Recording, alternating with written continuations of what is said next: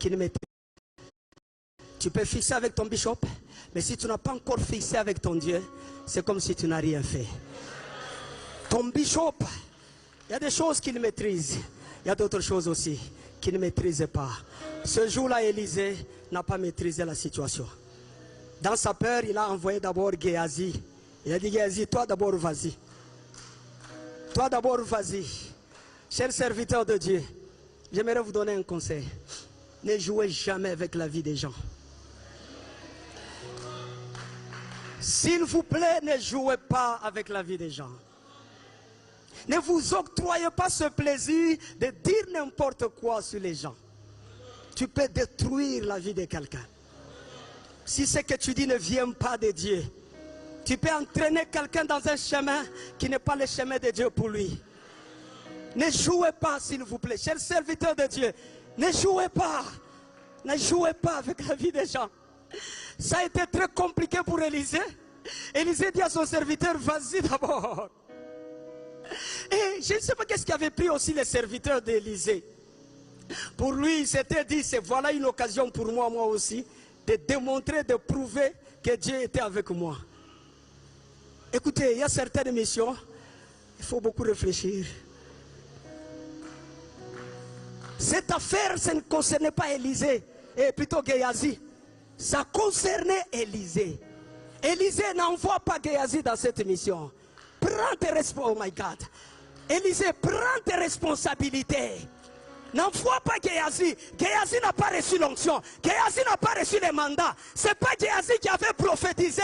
Élisée, tu dois prendre tes responsabilités. Géasi s'aventurait. Pour lui, c'était une opportunité pour se faire aussi un nom. Il part même avec le bâton d'Élisée. Oh my God. Tu peux utiliser les méthodes d'Élisée. Ça ne te garantit pas que tu auras le succès. Est-ce que tu peux me donner un grand amen? Ça ne te garantit pas que tu auras le succès.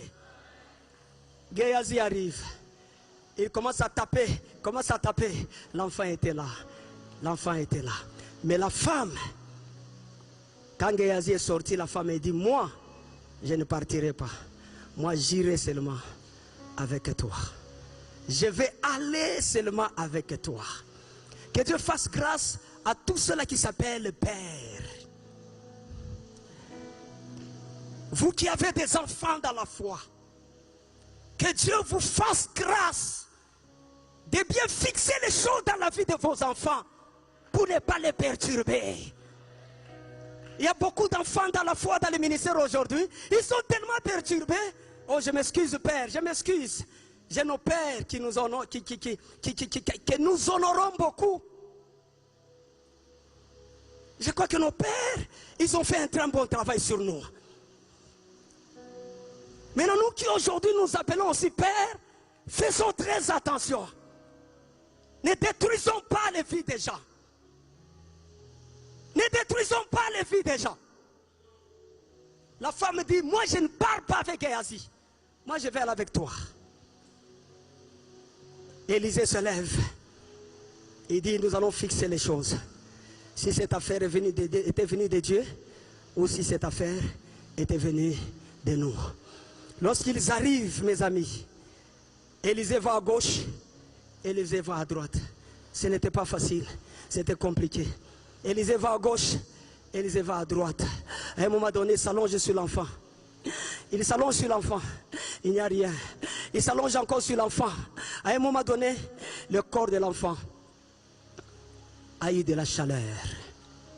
Je prie, apôtre, que dans cette célébration, qu'il y ait des enfants qui prennent la chaleur. Qu'il y ait des ministères qui prennent de la chaleur. Qu'il y ait des vies qui prennent de la chaleur. Ce qui vient de Dieu, ce qui est venu de Dieu, qui a connu la mort dans cette célébration, ça doit recevoir de la chaleur. Et quand Élisée a vu que le corps avait pris de la chaleur, ça l'a encouragé. Il a persévéré. À un moment donné, il a entendu seulement l'enfant qui a fait Mtcha! Mon serviteur prospérera. Je suis venu prophétiser. Il y a un tchè qui va se passer dans la vie de quelqu'un. Je dis un tchè qui va se passer dans le ministère de quelqu'un. Cet enfant qui est mort, ce ministère qui est mort, dans cette célébration, quelqu'un va se coucher dessus. Et il y aura un tchè qui va sortir. Je prophétise d'un tchè, tchè, tchè, tchè, tchè, tchè. Est-ce que tu me donnes un grand amen? Est-ce que tu me donnes un grand amen? Oh my God, est-ce que tu me donnes un grand amen? Je fais un tchè! Je fais un tchè! Je fais un tchè! Je fais un tchè! Si tu es à la Katouba, je fais un tchè! Si tu es à la Kenya, je fais un tchè!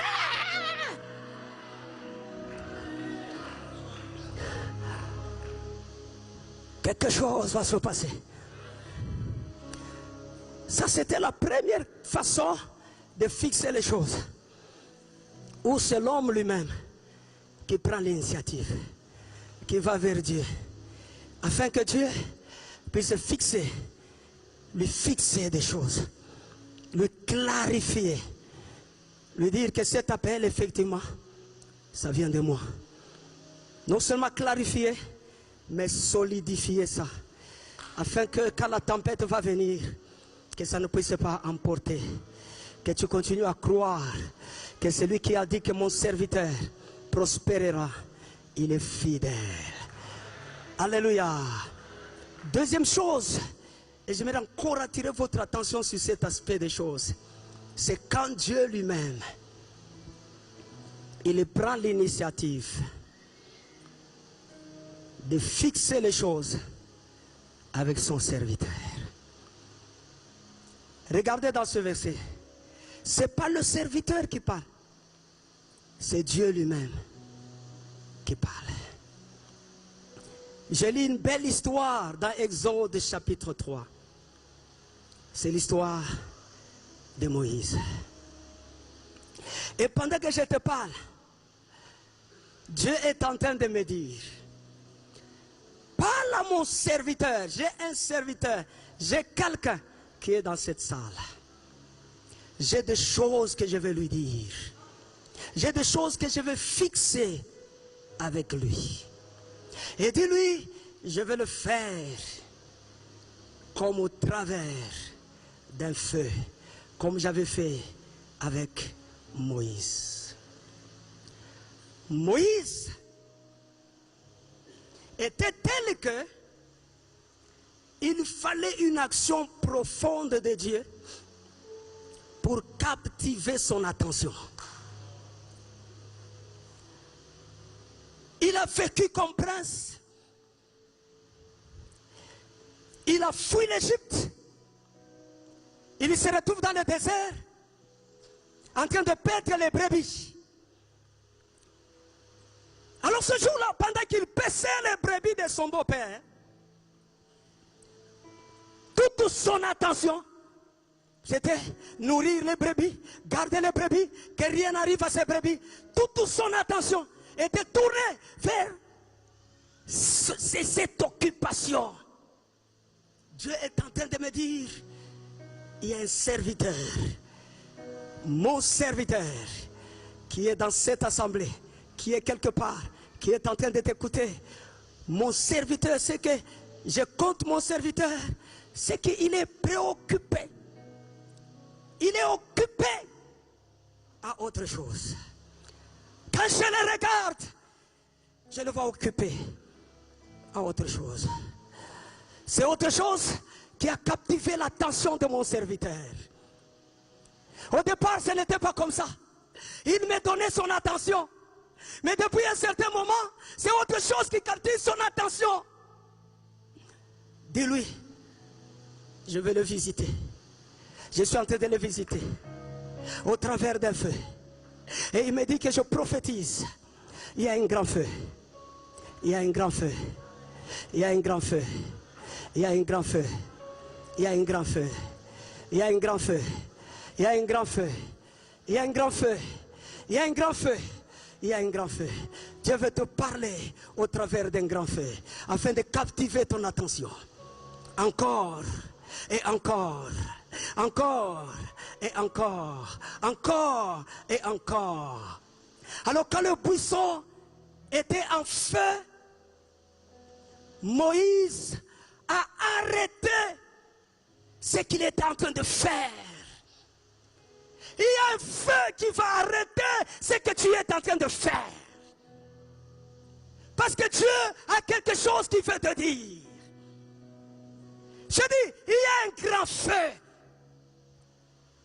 qui va arrêter. Vous savez, il y a certaines personnes, sans le feu de Dieu, ils ne vont pas s'arrêter. Ils vont continuer dans leurs préoccupations qui les éloignent de Dieu. Sans ce feu-là, ils continueront à faire des choses pour lesquelles Dieu ne les avait pas appelés.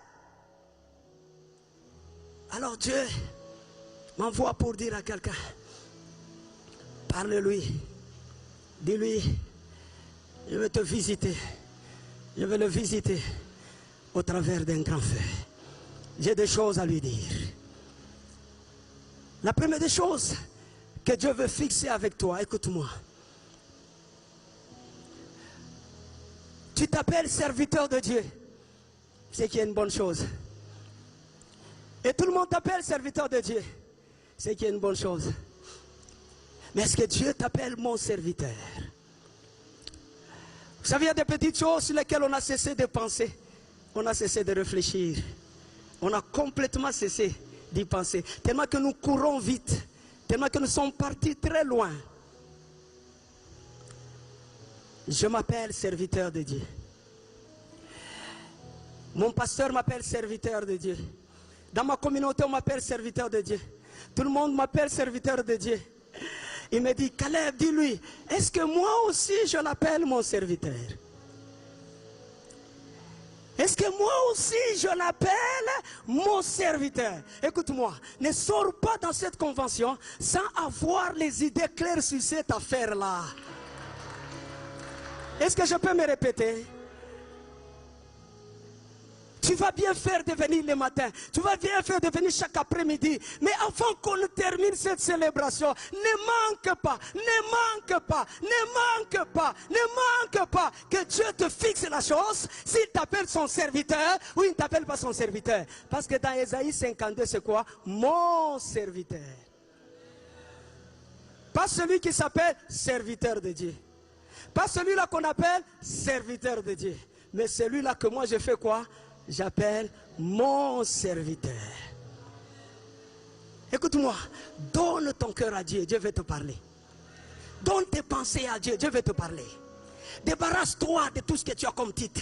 Débarrasse-toi de tout ce que tu as comme expérience. Débarrasse-toi du passé. Ce qui est passé est passé. Maintenant là, rends-toi disponible, que Dieu puisse te parler. Sors de cette convention avec cette idée claire, si tu es son serviteur ou pas. Et si autrefois Dieu t'appelait son serviteur et qu'il y a eu quelque chose qui a dérangé dans cette convention, reviens. Arrange avec Dieu. Arrange avec Dieu. Afin que tu sors de cette convention avec cette appellation claire, mon serviteur. Non seulement que ça soit clair, désire à ce que Dieu fixe ça en toi. Qu'il fixe ça dans ton cœur. Quand Jésus est sorti des eaux de baptême, Dieu a parlé clairement. Celui-ci, il est mon fils bien-aimé, à qui je mis toute mon attention. Les gens peuvent te négliger, les gens peuvent ne pas tenir compte de toi. Mais si Dieu t'appelle mon serviteur, crois-le que tu prospéreras. Oh my God. Non, ça ne sera pas autrement. Oh my God. Je dis ça ne sera pas autrement. Quelle que soit ta condition actuelle, si Dieu, il t'appelle, celui-ci est mon serviteur, sois à l'aise. Même si tu as la Katouba, même si tu as la Rochi, même si tu es je ne sais pas moi où là-bas, même si aujourd'hui tu marches à pied, même si aujourd'hui tu n'as que 2 personnes, même si aujourd'hui tu ne vois pas de miracles, mais si Dieu t'appelle, mon serviteur, cela est suffisant pour toi. Je dis, cela est suffisant pour toi. Ça c'est plus que même te donner $1000. Ça c'est plus que même commencer à te payer $5000. Ça c'est plus que te donner n'importe quel don. Si seulement Dieu peut m'appeler mon serviteur.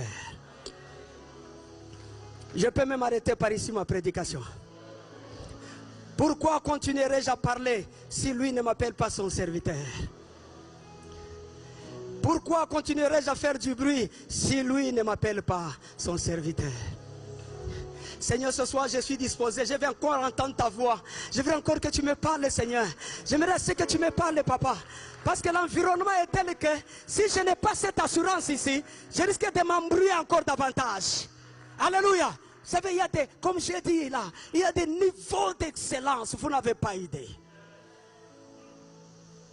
Il y a de ce ministère où là, des gens réunissent 50 000 personnes, 100 000 personnes. Alors quand toi tu te regardes, tu es à louange pour avoir 20 personnes, c'est tout un problème. Tu dois faire des gymnastiques, tu dois jeûner. Aujourd'hui c'est à 25, tu es un peu content. Quand tu viens l'autre dimanche, ils sont à 15. Le cœur commence à battre. Quand tu viens l'autre dimanche là, ils reviennent un peu à 18. Tu es un peu exact. Mais quand tu regardes à la télévision, quelqu'un il a une église de 50 000 personnes. Tu te dis, mais Seigneur, qu'est-ce qui se passe ici? Alors que ta parole dit, mon serviteur prospérera. Fixe-moi. Est-ce que je suis ton serviteur?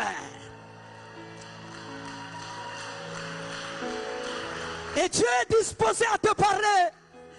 Bien-aimé, Dieu parle, mes amis. Dieu parle. C'est parce qu'on ne donne pas à Dieu l'occasion de nous parler. C'est comme ça que Dieu m'a dit que je dise à quelqu'un, prophétise un grand feu. Il y a un grand feu qui va venir afin de te détacher de ce qui te captive, afin de t'arrêter dans ta marche là. Tu es dans une marche vers un gardant les brebis. Tu es captivé par les choses de ce monde. Celui-là il dit, dis-lui, il y a un feu, il y a un feu, il y a un feu qui doit t'arrêter, qui doit t'arrêter. Que quelqu'un dise, oh mon Dieu, que je me détourne un peu pour voir qu'est-ce qui se passe. Que cette connexion, cette convention d'excellence, que ce soit comme ce grand buisson